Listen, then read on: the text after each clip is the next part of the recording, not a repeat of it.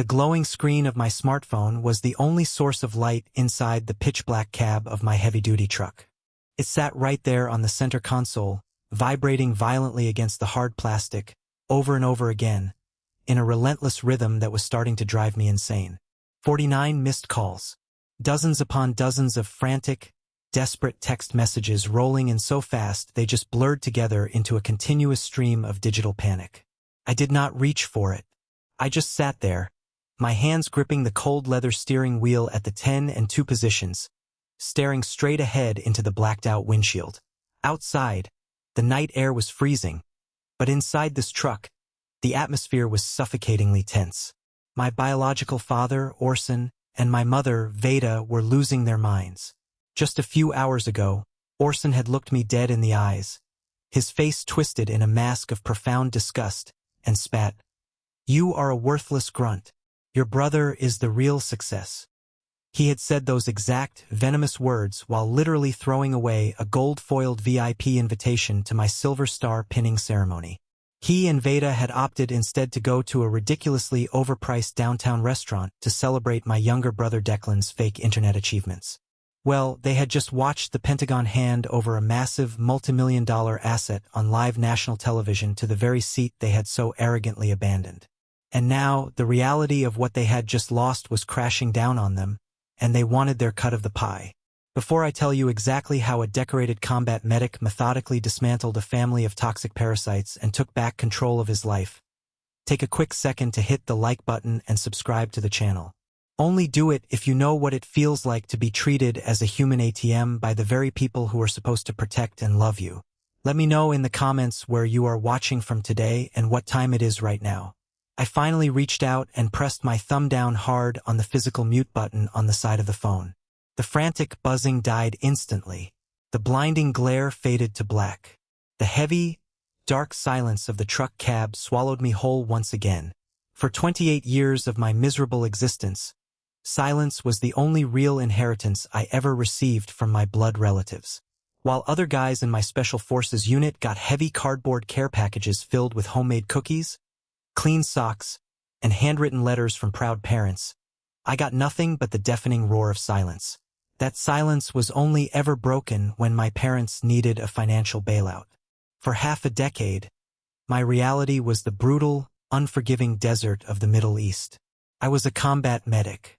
My 20s were not spent going to wild frat parties, networking events, sipping iced coffees, or taking weekend getaways to the beach. My youth was spent tasting dry sand, smelling the sharp stench of burnt diesel fuel, and packing combat gauze into the bleeding, gaping wounds of young American kids who were far too young to be dying in the dirt. My bed was a rigid, unforgiving canvas cot. My blanket was a heavy Kevlar plate carrier that dug into my ribs.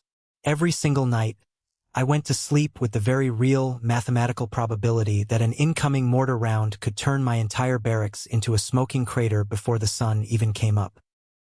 And while I was dodging hot shrapnel and dragging bleeding soldiers out of active kill zones, my younger brother, Declan, was living a life of manufactured luxury back stateside.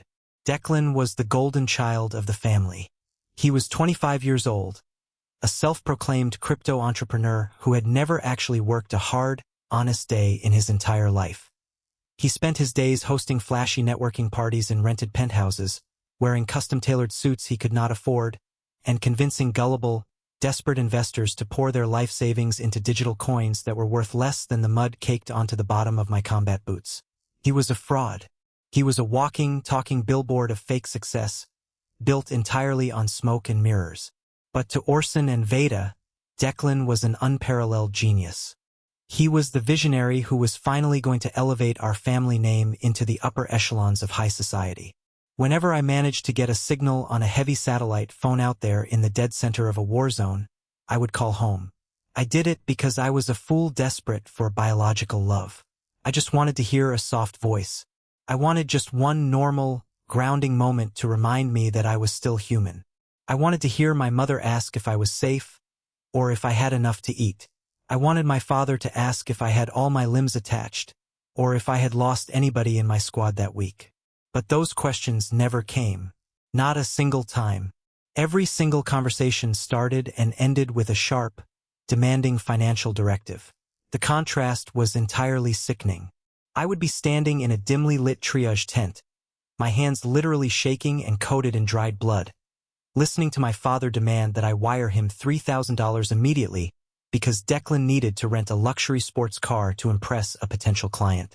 They saw me as a bottomless bank account, a disposable grunt whose only purpose on this earth was to fund the lavish, fake lifestyle of their favorite son. And the saddest, most pathetic part of it all? For years, I actually paid them. I set up automatic digital transfers from my military pay portal, routing every dime of my hazard pay and reenlistment bonuses directly into their joint bank accounts.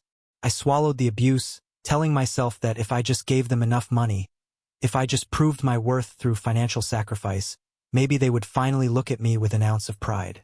I was chasing a ghost. You cannot buy respect from people who only view you as an appliance.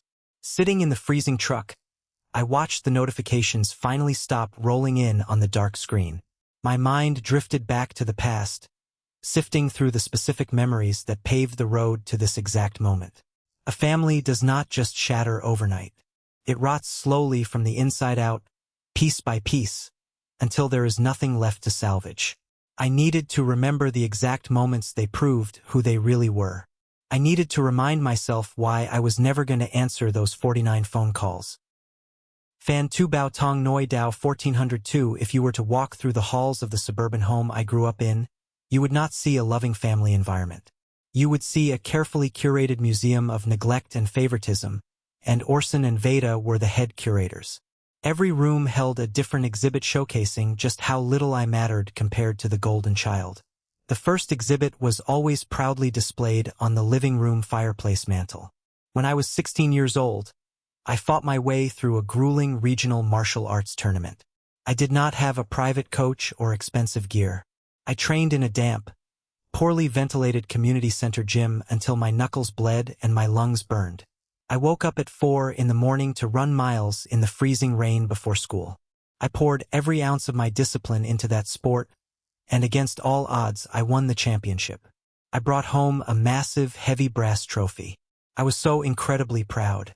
For exactly 2 days, that trophy sat on the edge of the fireplace mantel. On the third day, I came home from school to find the mantel bare.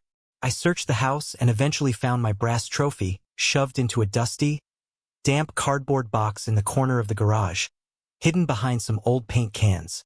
In its place on the mantel stood a cheap, flimsy plastic trophy Declan had received for winning a local teen pageant, an event that Orson had practically bribed the judges to let him win by donating heavily to the organizer's charity. When I walked into the kitchen and asked Veda why my championship trophy had been moved to the trash, she did not even bother to look up from the glossy fashion magazine she was reading. She just waved her hand dismissively in the air and stated that martial arts were barbaric, violent, and unrefined. She preferred to showcase achievements that reflected elegance and high social standing. My blood, sweat, and victory were literally boxed up to make room for Declan's purchased plastic crown. The second exhibit was far more destructive and left a permanent scar on my financial future. It happened the summer before my freshman year of college.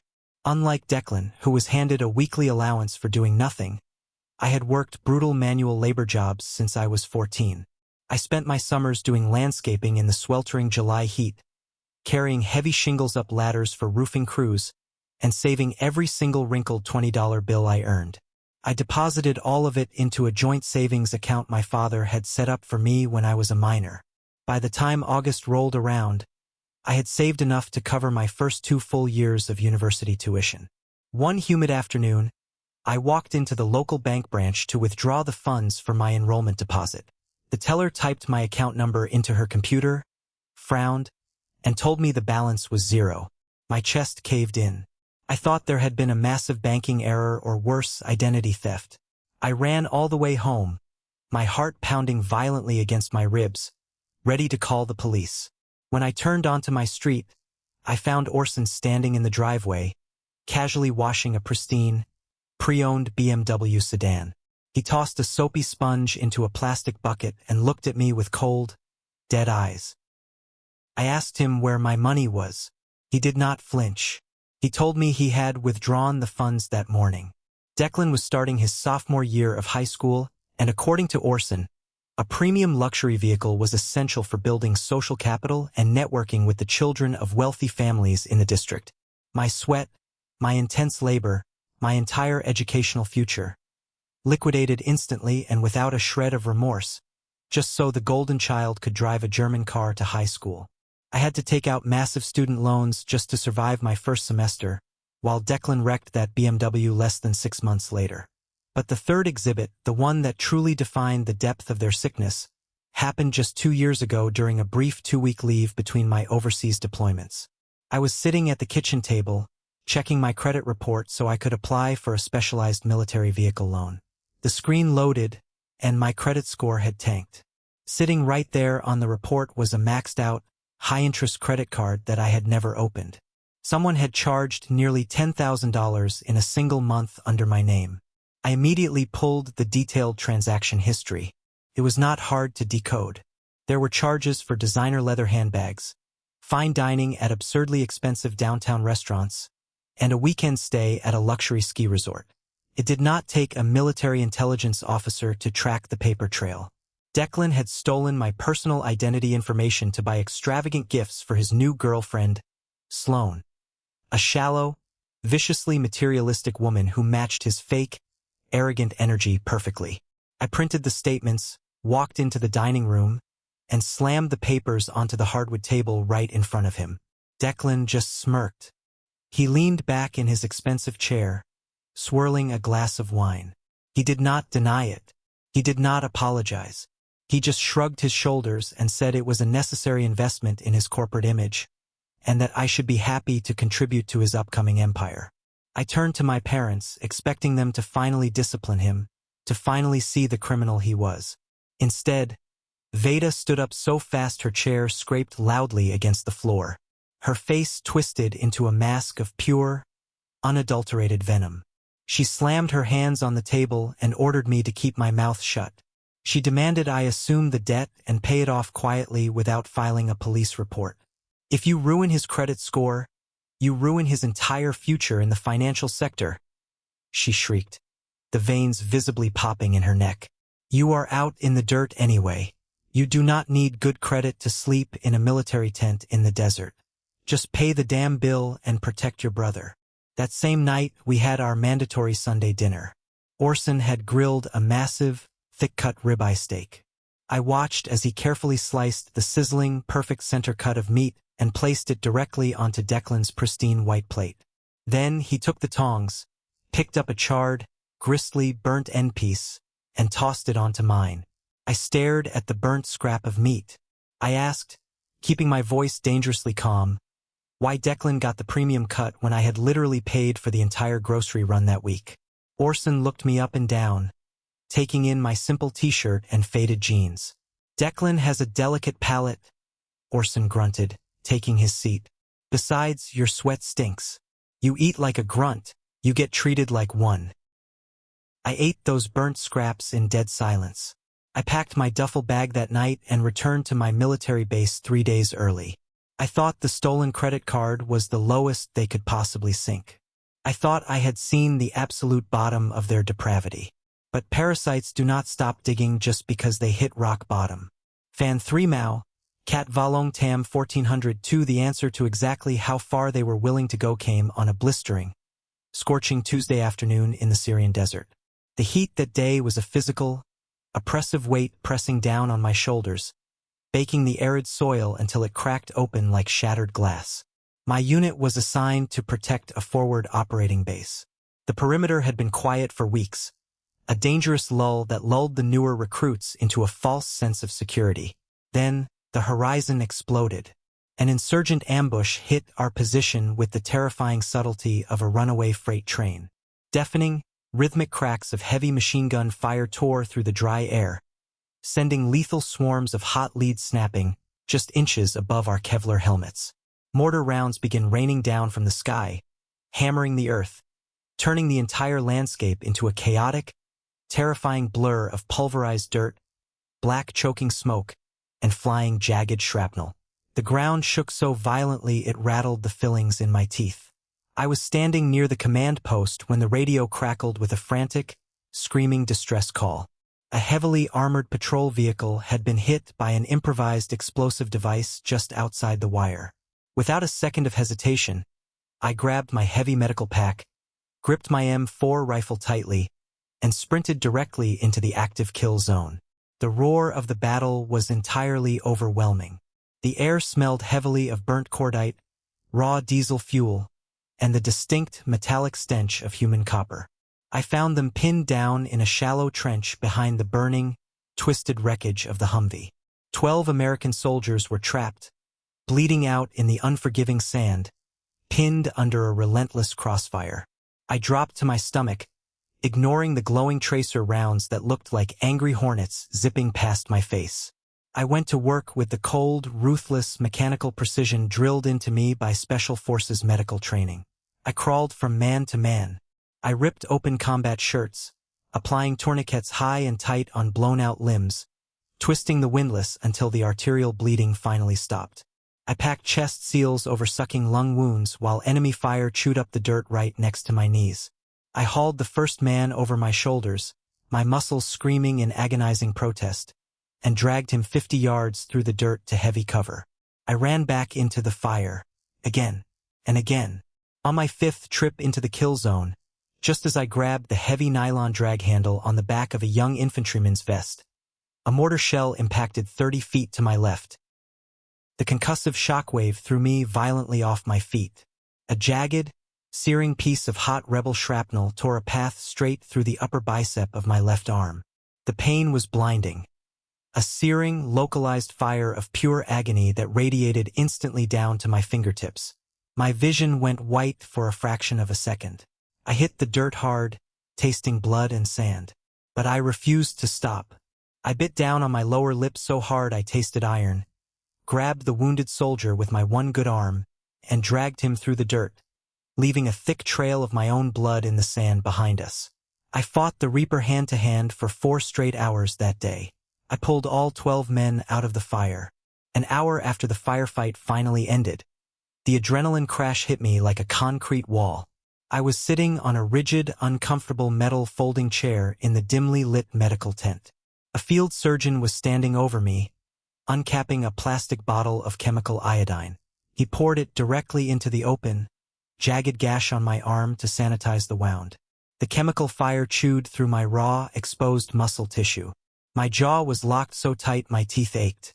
I gripped the edge of the metal chair with my right hand until my knuckles turned stark white, refusing to make a single sound.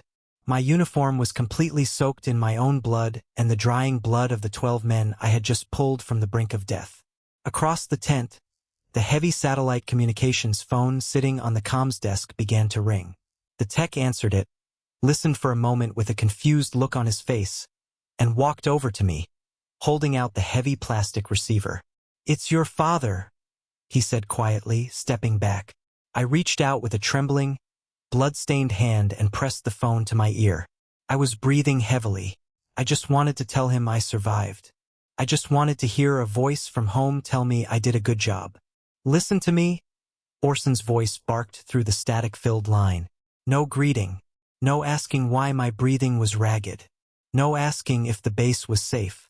Just a flat, demanding, entitled order. "I need you to wire $5,000 right now.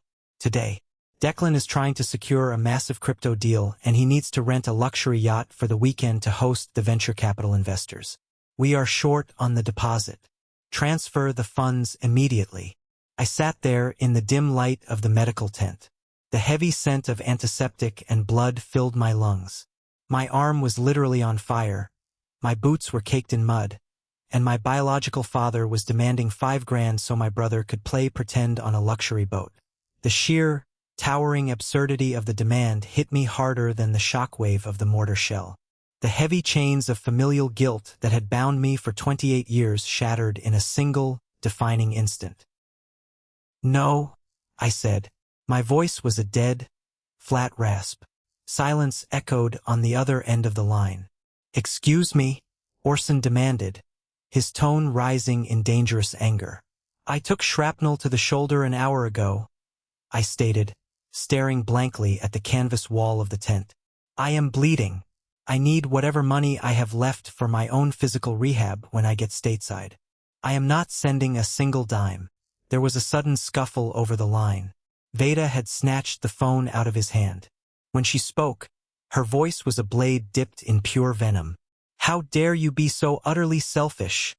she shrieked, the audio distorting under the high volume of her rage. "Declan is building a real empire. He needs capital to navigate high society. What do you need money for out in the dirt? You just crawl around in the mud. Don't be a jealous failure. Send the money right now or do not bother calling this house again." I did not yell back. You cannot explain the value of pulling a 19-year-old kid out of a burning Humvee to a parasite. I pulled the heavy phone away from my ear, reached out with a blood-soaked finger, and pressed the end button. The line went dead. I handed the receiver back to the comms tech and told the surgeon to finish stitching me up. The ATM was officially permanently closed. But as the surgeon tied off the final painful suture, a creeping cold sense of dread settled deep in my gut. If they were desperate enough to demand $5,000 on a random Tuesday, what else were they doing with my name back home? Fan for lat mat and bat dao fan song 1402. The second the surgeon cleared me to leave the triage tent, I did not go back to my bunk to rest my wounded arm. I walked straight to the secure military intelligence terminal. My left arm was heavily bandaged, a dull, intense throbbing ache pulsing through the muscle with every single heartbeat, but my mind was laser-focused. Veda's frantic, unhinged screaming about Declan's empire had triggered a massive red flag in my head. I sat down at the heavy metal desk, logged into my encrypted banking portal, and started running deep, comprehensive credit checks, pulling detailed reports from every major financial bureau. It took me less than 10 minutes to find the paper trail, and when I saw the numbers glowing on the screen, the blood entirely drained from my face. Orson and Declan had not just been asking for casual handouts to fund parties. They had committed catastrophic, felony-level financial fraud. Buried deep in the secondary pages of my credit profile was a massive, high-interest predatory business loan. 6 figures. Declan had leveraged his fake, failing crypto startup, and Orson had somehow managed to forge my digital signature as the primary cosigner to secure the funding. They had used my steady military income, my clean background, and my pristine credit score as collateral to borrow hundreds of thousands of dollars from a high-risk lender. The money was already gone, burned entirely on luxury cars, expensive designer watches, and VIP club memberships that Declan used to maintain his illusion of wealth. And the loan was structured so aggressively that the monthly interest alone was a financial death sentence. They had bet my entire financial future on Declan's imaginary wealth. If that crypto company folded, and looking at the market it was absolutely going to fold, the bank would come directly after me. They would garnish my military wages, seize any assets I had, and completely destroy my life. They had dug a grave and thrown me in it while I was busy fighting a war. I did not panic. Panic is a luxury you cannot afford in a combat zone. Instead, I weaponized my anger. I walked over to the barracks and found Ronan. Ronan was a military intelligence officer, a brilliant guy who could trace a digital footprint across the globe in his sleep. I handed him my laptop and pointed at the fraudulent loan documents on the screen. He read the numbers, his jaw tightening in anger. "They hung a financial noose around your neck, man?" Ronan muttered, his fingers already flying across the keyboard. "Do you want me to cut the rope? Burn it to ashes," I replied, my voice devoid of any emotion. For the next 3 hours, Ronan and I executed a flawless, devastating financial tactical strike. First, I logged into the military payroll system and permanently severed every single automatic allotment going to Orson and Veda's joint accounts. I routed my entire hazard pay, my base salary, and my reenlistment bonuses into a locked, high-yield trust that required biometric verification to access. Next, Ronan helped me draft an airtight, legally binding fraud alert. I contacted Vaughn, the senior director at the bank that had issued the predatory loan. I provided my official deployment records, proving it was geographically and legally impossible for me to have signed those loan documents in the United States on the date they were executed. Vaughn took one look at the evidence, flagged the account for severe identity theft, and froze the credit line instantly. The fallout was immediate and brutal. Less than 24 hours later, my phone lit up with a furious text message from Veda. The tone was completely unhinged. "You vindictive, ungrateful brat. The bank just locked all of Declan's operating accounts.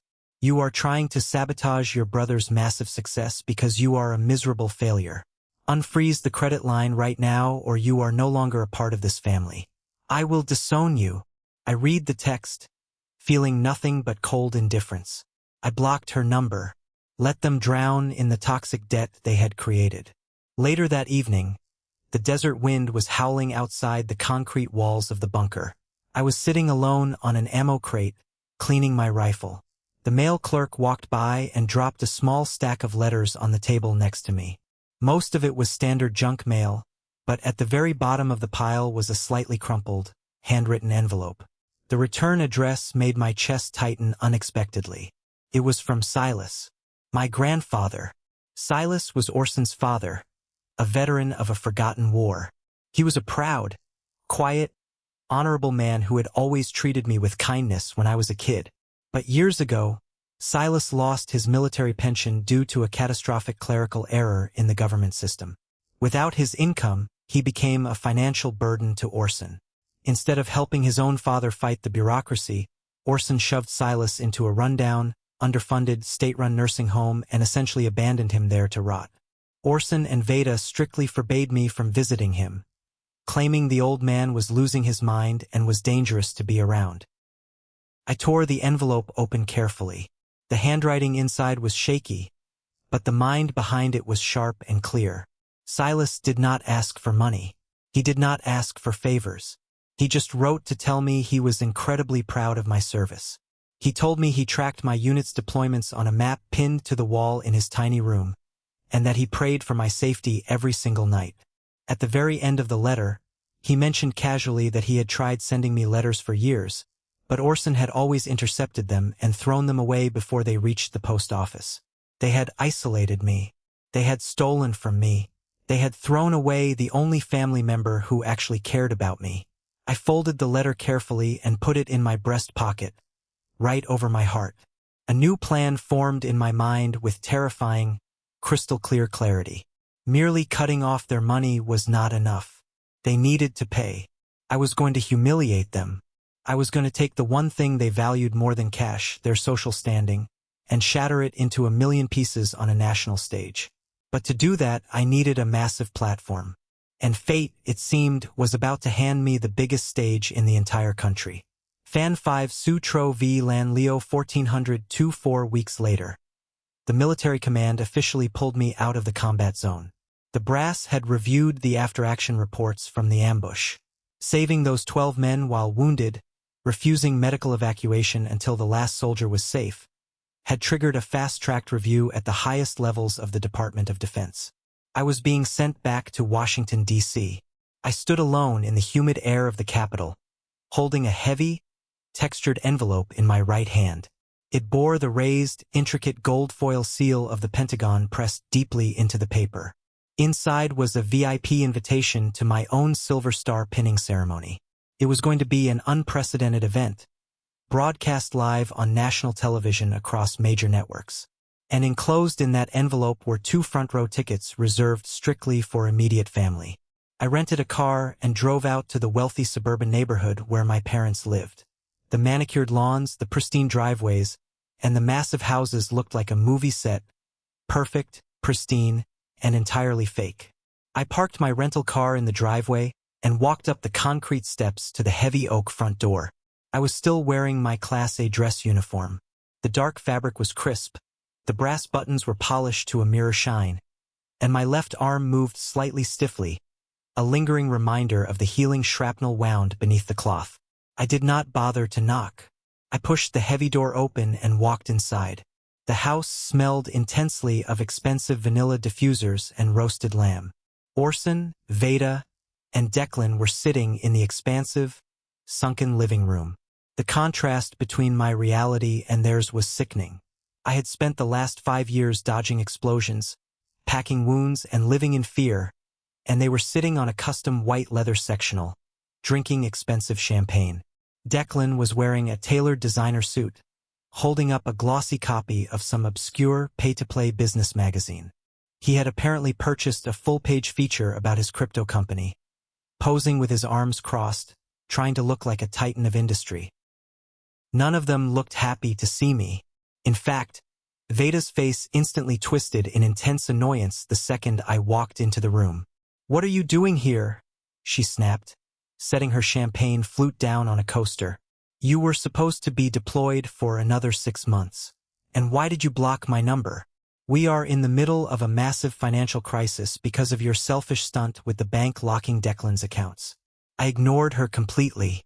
I maintained perfect military posture, my spine a rigid steel rod, my boots planted firmly on their expensive rug. I walked over to the glass coffee table and tossed the heavy gold-foiled envelope onto it. It landed with a sharp, echoing smack that cut through the soft jazz playing in the background. "The Pentagon is awarding me the Silver Star," I said, my voice dead, flat, and hollow. "The ceremony is this Friday evening. It will be broadcast live on national television. I have 2 VIP front-row tickets for immediate family." For a fraction of a second, the room was silent. Orson leaned forward, his heavy frame shifting on the leather couch. He picked up the invitation, his eyes scanning the embossed gold lettering. He did not look impressed. He looked intensely irritated that I had interrupted their celebration. He tossed the envelope back onto the glass with a flick of his wrist, leaning back and crossing his arms over his chest. "I am not wasting my Friday night sitting in some stuffy military auditorium for 3 hours, Orson grunted. He looked at me with undisguised disgust. "You're a worthless grunt. Your brother is the real success. Declan's magazine feature drops this weekend, and we are hosting a massive launch party at the country club to attract new venture capital. That is a real achievement, not a piece of metal pinned to a suit." Veda chimed in, not even bothering to look at the invitation on the table. "Exactly. Declan is building generational wealth. You just march around in a uniform taking orders from other people. Besides, we cannot have you at the country club party anyway. You always bring down the mood, and frankly, you do not fit in with high-net-worth individuals. Your boots are dirty." I looked at Declan. The golden child was smirking, taking a slow, arrogant sip of his champagne. He felt untouchable. He believed every single one of his own lies. If you have ever had a family member look you dead in the eye and dismiss your greatest sacrifice just to protect their own fragile ego, what would you do? Would you argue? Would you scream and beg for their validation? Tell me in the comments below, because what I did next set the stage for the most brutal reality check they would ever experience in their entire miserable lives. I did not yell.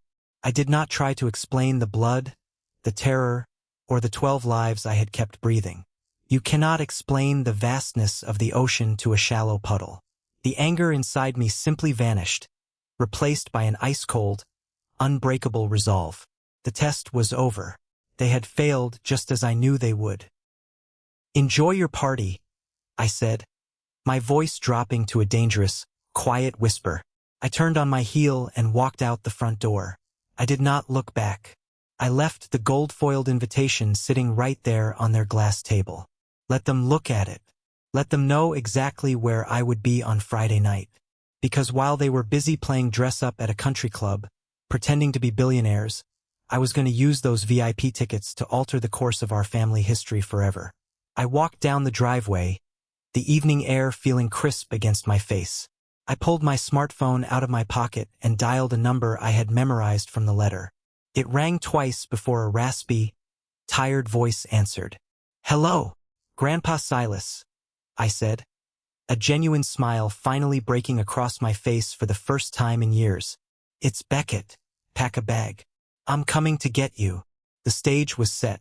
The trap was armed. All I had to do now was wait for the cameras to start rolling. The drive to the state-run nursing care facility took nearly an hour. As I navigated the rental car away from the sprawling mansions and manicured lawns of my parents' suburban fortress, the landscape shifted dramatically. The roads became rougher, the buildings more dilapidated, reflecting the grim reality of where Orson had banished his own father. When I finally pulled into the cracked asphalt parking lot, my chest tightened. The building looked like a forgotten relic, a depressing cinder-block structure surrounded by dead grass and a rusted chain-link fence. The air inside smelled of harsh industrial bleach, stale boiled cabbage, and quiet despair. I walked down the dim, flickering fluorescent hallway, my heavy military boots echoing against the cheap linoleum floor. I found room 214. The door was slightly ajar. I pushed it open gently. Silas was sitting in a faded, floral print armchair by a small, dirty window, staring out at the empty parking lot. He looked frail, his shoulders hunched under a thin cardigan, but his jawline still held the stubborn, proud set of a man who had once worn a uniform. The walls of his tiny room were bare, except for one section right above his bed. There, meticulously pinned to the cheap drywall, was a faded map of the Middle East. Various colored pushpins marked the exact locations of my unit's deployments over the last 5 years. He had been tracking my movements. He had been watching over me the only way he could. "Grandpa," I said softly. Silas turned his head slowly. For a second, his clouded eyes squinted in the dim light, trying to focus on the tall figure standing in the doorway wearing a class address uniform. Then, realization hit him. His eyes widened, welling up with tears that instantly spilled over his deep wrinkles. He tried to stand up, his hands shaking as he gripped the armrests of his chair. I closed the distance in 2 long strides, dropping to one knee and wrapping my arms around him. He felt so fragile, like holding a bundle of dry reeds, but his grip on my shoulder was fierce. He smelled like peppermint and old paper. "Beckett," he whispered, his voice cracking with raw emotion. "You came back. You made it back." "I am still standing, Grandpa," I replied, helping him ease back into the chair. "And I am here to take you out of this place. We are going to Washington, D.C. I have a ceremony on Friday. I need my real family sitting in the front row." Silas looked down at his worn, threadbare trousers and scuffed slippers. A look of deep shame crossed his face. "Beckett, I cannot go to a military ceremony at the Pentagon. Look at me. I do not have a suit. I do not have a dime to my name. I would only embarrass you in front of the brass." I reached out and gripped his frail, calloused hand. "You could never embarrass me, and you are not going to worry about a suit. My unit is taking care of the logistics." While Orson and Veda had spent years convincing Silas he was a worthless burden, I had spent the last 3 weeks working with military legal advocates. When I received his letter, I did not just read it. I handed it over to Ronan. Ronan pulled Silas's original service records from the National Archives. He discovered the exact clerical error that had stripped my grandfather of his pension 40 years ago. We submitted a massive, expedited appeal directly to the Department of Defense. We did not just secure a front-row ticket for Silas. We secured justice. But I was not going to tell him that just yet. I packed his few meager belongings into a small duffel bag, checked him out of the facility against the protests of the indifferent staff, and drove him back to my temporary apartment in the city. When we walked through the door, Ronan was already there. My friend had pulled some massive strings. Hanging on the closet door was a perfectly tailored, dark navy, premium wool suit. Next to it sat a pair of polished leather dress shoes. Ronan walked over, extending his hand to Silas. "It is an honor to meet you, sir. I am Intelligence Officer Ronan. We are going to make sure you look like the sharpest veteran in the room on Friday." For the next 2 days, the 3 of us sat around my small living room. The contrast between this environment and my parents' house was jarring. There was no screaming about money. There was no frantic panic over securing venture capital for a fake crypto company. Nobody was demanding I hand over a massive chunk of my paycheck to maintain a fake internet lifestyle. There was just the quiet hum of the refrigerator, the smell of fresh coffee, and the genuine warmth of shared stories. Silas did not talk about himself. He just listened. He looked me dead in the eye while I told him about the ambush in Syria. I told him about the dust, the noise, and the heavy weight of the men I pulled out of the kill zone. He understood the profound cost of the Silver Star. He understood that the metal was forged in blood and sacrifice. Sitting there, Watching Silas laugh at one of Ronan's terrible jokes, a solid truth settled deep in my chest. True family is not defined by a faulty string of DNA. Family is not the people who demand a cut of your paycheck when you are bleeding in the dirt. Family is the people who lock shields with you when the mortar rounds start falling. Friday evening arrived. I helped Silas adjust his silk tie. He looked entirely transformed. The frail old man from the nursing home was gone, replaced by a dignified, proud veteran standing tall. I grabbed the garment bag containing my dress jacket, pulled the brass zipper shut, and looked at the clock. The forces were assembled. The trap was set. It was time to show Orson, Veda, and Declan exactly what real success looked like. Fan 7 Senkau Su that 1402 at exactly 7 in the evening, the massive, solid oak doors of the Pentagon main auditorium slammed shut. The heavy thud echoed like a gunshot, sealing the room. Hundreds of high-ranking generals, senior defense officials, and members of the National Press Corps packed the velvet seats. The air smelled of brass polish, starched wool, and the faint ozone from the heavy network lighting rigs. The giant crystal chandeliers overhead dimmed to a low, respectful glow. At the very back of the room, a row of red tally lights on the broadcast cameras snapped on. We were live across the entire nation. I was sitting in the VIP front row. Silas sat right next to me, his posture rigid, his hands resting on his knees. I looked at the dark lens of the main broadcast camera mounted on the hydraulic tripod. I knew, with mathematical certainty, exactly what was happening on the other side of that lens. Miles away, in the wealthy suburbs, Orson, Veda, and Declan were hosting their pathetic country club launch party. They were likely standing in a rented ballroom that they could not afford, surrounded by shallow socialites and gullible investors. They were probably sipping cheap champagne poured into expensive crystal flutes, desperate to convince everyone they were titans of industry. But I also knew that every single country club bar in the nation had massive flat-screen televisions mounted above the liquor shelves. And I knew the networks had been promoting this Silver Star ceremony all week. They were about to have their fake reality forcefully interrupted. General Gideon stepped up to the heavy wooden podium on the stage. For silver stars dug into the shoulders of his dress uniform. He did not smile. He did not wave to the crowd. He gripped the edges of the podium with thick, scarred hands and adjusted the microphone. He did not waste a single breath on polite, sanitized political introductions. He went straight to the blood, the dirt, and the ugly reality of combat. His deep, booming voice echoed through the amplified speakers, rattling the floorboards. "We are here tonight to honor the unbroken spirit of the American soldier," General Gideon began. "But we are also here to acknowledge a harsh truth. True sacrifice is rarely glamorous. It is not found in country clubs or corporate boardrooms. It is found in the suffocating heat of a Syrian desert. It is found in the smell of burning diesel, raw copper, and the sudden, deafening crack of a rebel ambush tearing through a quiet morning." He opened a black leather folder. "Medical Officer Beckett," he announced. My name echoed through the room. General Gideon read the official combat after-action report out loud to the entire nation. He detailed exactly how the enemy mortar fire ripped our defensive line apart. He described me crawling low through a lethal kill zone, taking hot, jagged shrapnel to my left bicep, and explicitly refusing medical evacuation.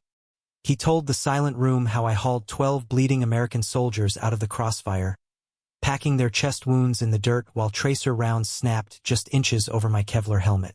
While many in our society chase empty vanity, fake wealth, and superficial status, General Gideon continued, his voice dripping with unmistakable, deliberate disdain. This soldier was bleeding in the mud to ensure 12 young men would live to see their mothers again. He did this while fighting his own silent battles, carrying burdens that no soldier should ever have to carry alone. The entire auditorium exploded. It started as a low rumble and erupted into thousands of hands clapping like rolling thunder. Every single officer in the room snapped to attention. Hundreds of right hands raised in a rigid, silent salute. The civilian press corps scrambled to their feet. I stood up. I kept my chin parallel to the floor, my eyes locked dead ahead. My face was a mask of stoic discipline. I marched up the carpeted stairs to the stage. My boots hit the wooden planks with heavy, measured steps. General Gideon stepped away from the podium, walked right up to me, and held the silver star in his hand. His rough fingers pinned the medal to the left breast of my dress uniform. The medal felt ice-cold against the fabric, but it carried the heavy weight of 12 human lives. I snapped a sharp salute. Gideon returned it. I executed a crisp about-face, staring out at the blinding sea of flashing cameras, and walked back down the stairs. I took my seat next to Silas.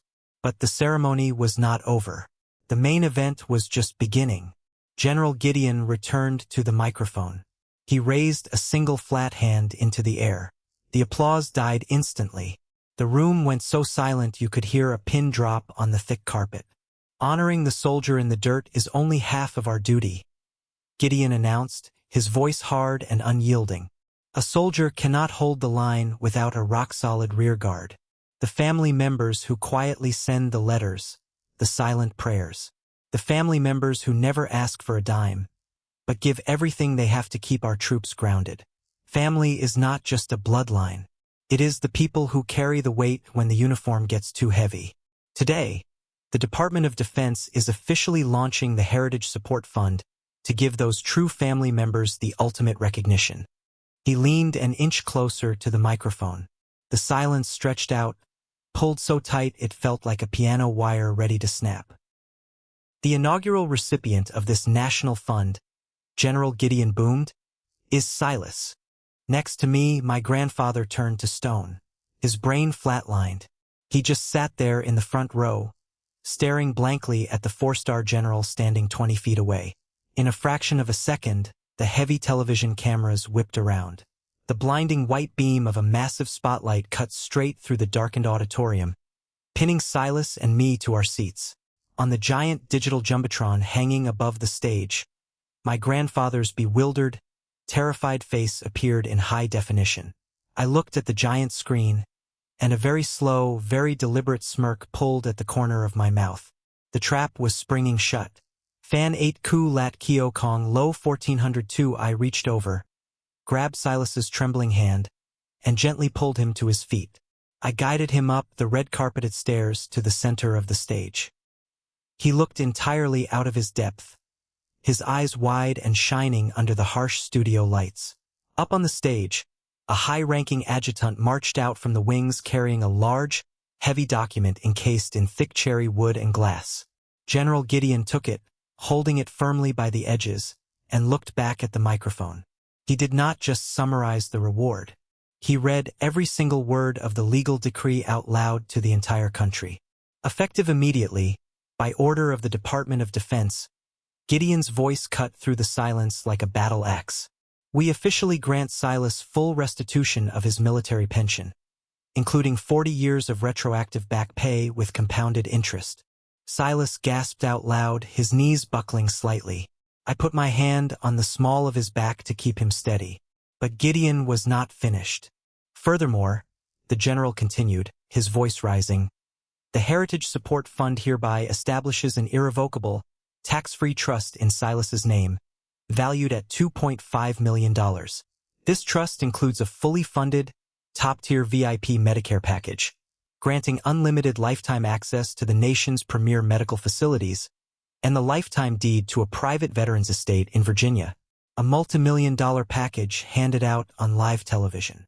Financial freedom, a massive cash trust, premium health care that most citizens spent their entire lives bankrupting themselves to afford, and a beautiful home. And every single ounce of that unimaginable wealth was just handed to an old man who had been left to rot in a terrible nursing home by his own son. The auditorium erupted again. A deafening, physical wall of applause crashed over us. The noise was raw and absolute. Flashbulbs from the press pool fired off in rapid succession, turning the room into a chaotic strobe light. Tears were streaming freely down Silas's face now. He reached out with shaking hands as General Gideon bowed his head slightly in a gesture of profound respect and handed over the heavy cherry wood frame. Silas clutched it tight against his chest like a shield. I stood in the center of the stage, clapping hard, my posture rigid.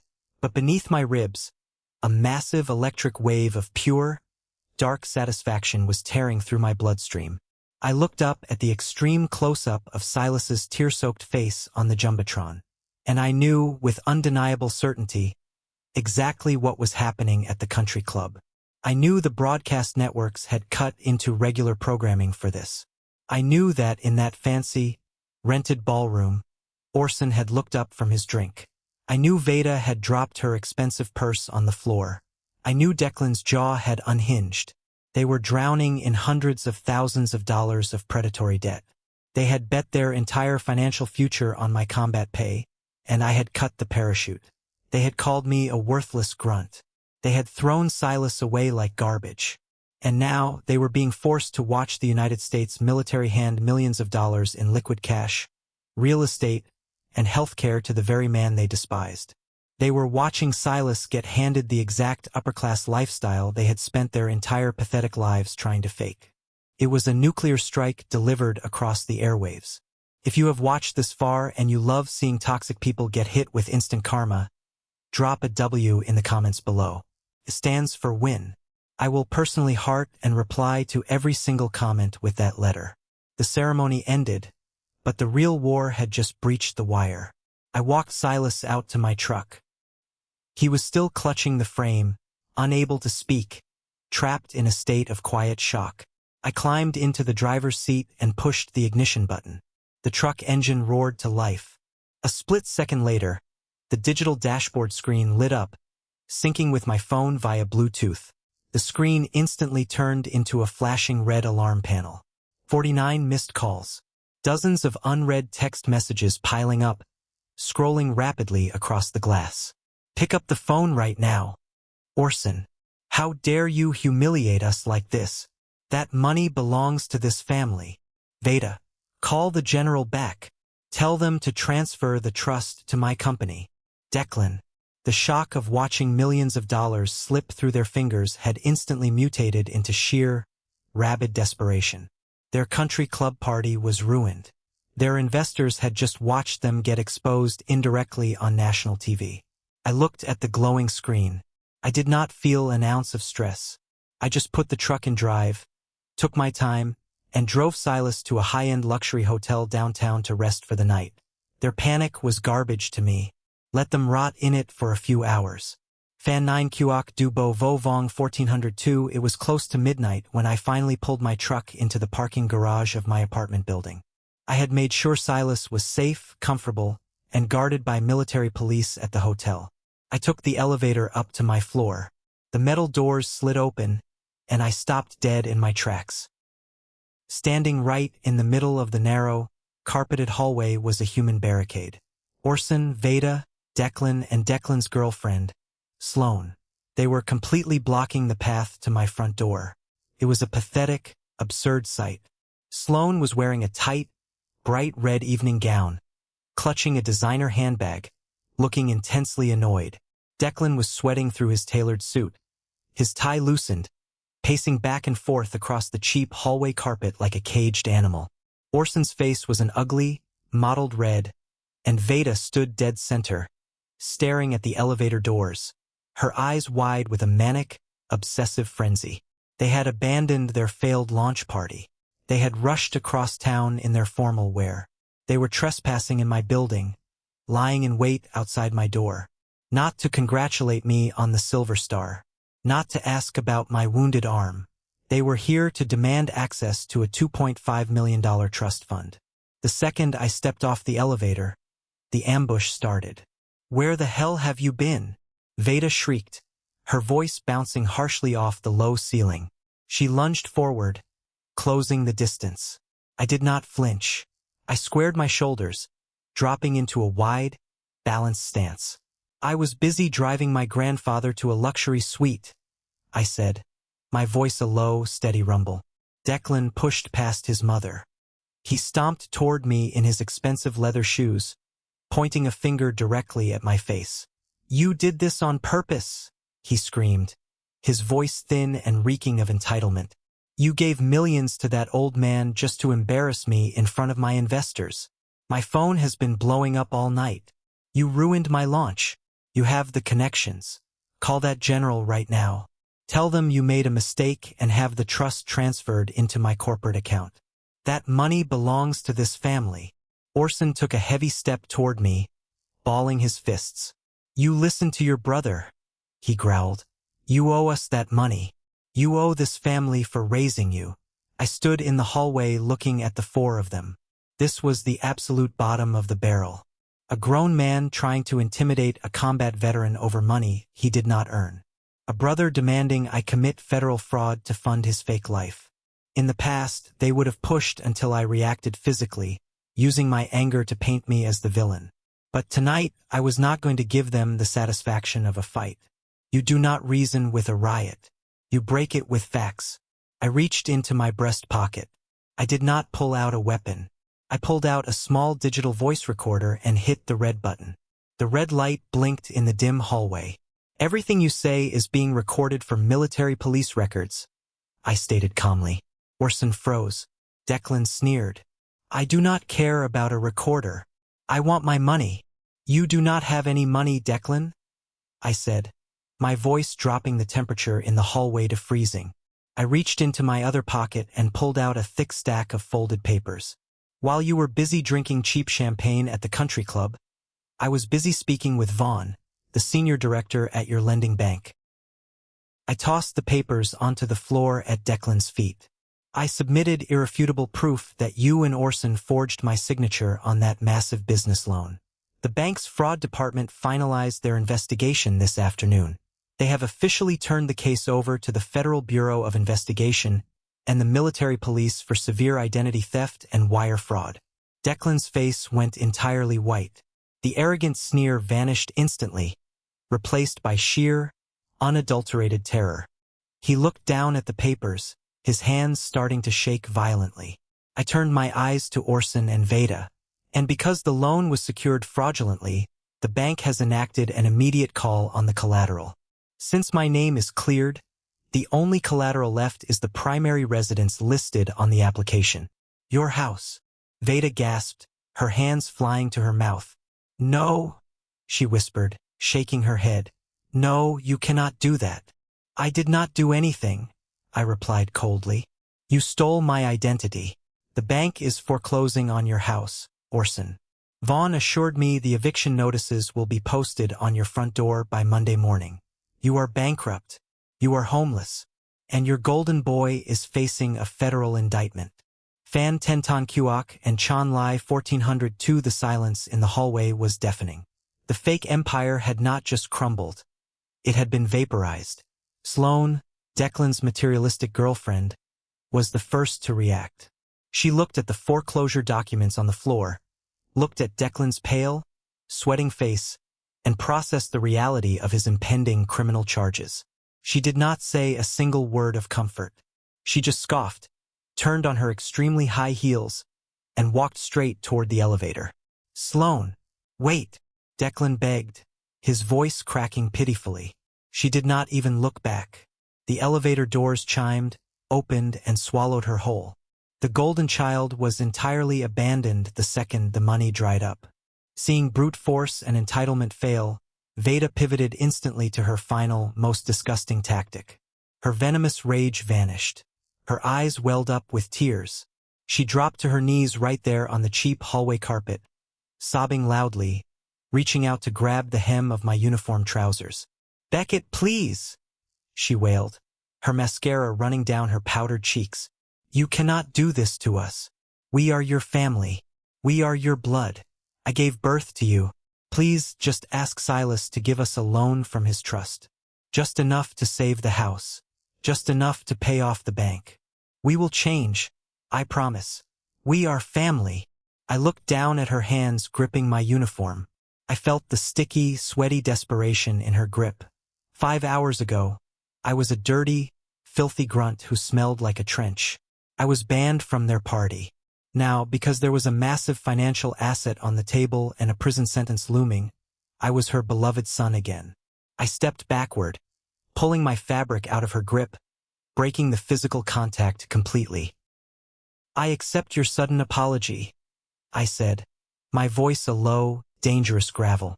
Veda looked up, a brief flash of hope crossing her tear-stained face. She thought I was caving.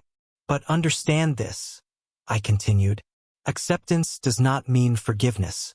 There is zero chance of reconciliation. Your access to my life is permanently revoked. I stepped past them, inserted my heavy brass key into my deadbolt, twisted it twice, and pushed the door open.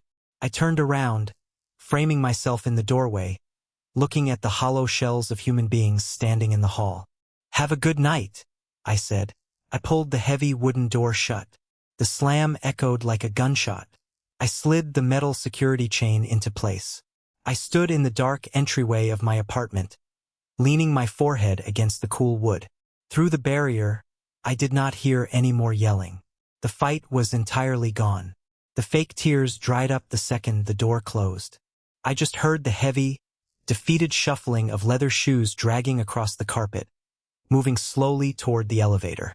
For months, that is exactly how long it took for reality to rip the doors off their fake empire. The financial hemorrhage was instant and brutal. Declan was indicted on federal wire fraud charges. With zero capital to hire a premium defense attorney, he took a terrible plea deal. He avoided prison time by the skin of his teeth, but he was slapped with 5 years of strict probation, hundreds of hours of community service, and a permanent felony record that barred him from ever working in the financial sector again. He went from posing in tailored suits in business magazines to wearing a bright orange vest, picking up trash on the side of the highway. Orson and Veda lost everything. The bank seized the massive suburban house. They packed 30 years of entitlement into cheap cardboard boxes and were forced to move into a cramped, poorly insulated rental apartment in a bad zip code on the industrial outskirts of the city. Orson had to take a job working the graveyard shift at a local warehouse just to keep the lights on, while Veda spent her days bitterly scrolling through social media, watching the high society friends she used to brag to completely pretend she did not exist. Meanwhile, true loyalty paid off. Silas moved into the beautiful veterans estate in Virginia. The property is flawless. Every morning, he sits on a massive cedar deck overlooking a glassy lake, drinking fresh coffee, reading his books. He does not pay a single dime in taxes or maintenance fees. His health has improved drastically thanks to the VIP medical care, and he finally has the peace and dignity he was denied for 4 decades. My own career shifted gears. I am no longer dodging mortars in the Syrian dirt. The brass at the Pentagon promoted me. I am now a senior instructor at the Special Warfare Medical Group at Fort Bragg. I spend my days out on the firing ranges, the Carolina sun beating down on the sand. The air smells like hot brass, gun oil, and packed dirt. I mold the next generation of special operations medics, teaching them how to pull bodies out of the line of fire. Looking back at the nightmare of my 20s, the truth is incredibly simple. Iron discipline and ruthless boundaries are not cruel.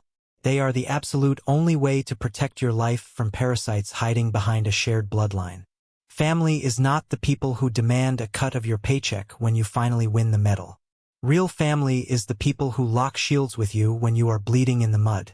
So, I have to ask you all a question. A few distant relatives reached out to me recently.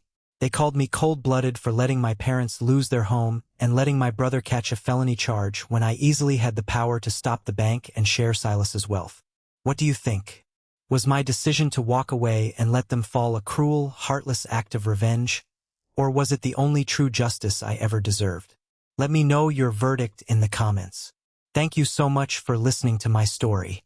If you felt any connection to this, please hit the like button and subscribe to the channel for more true stories. I will see you in the next one.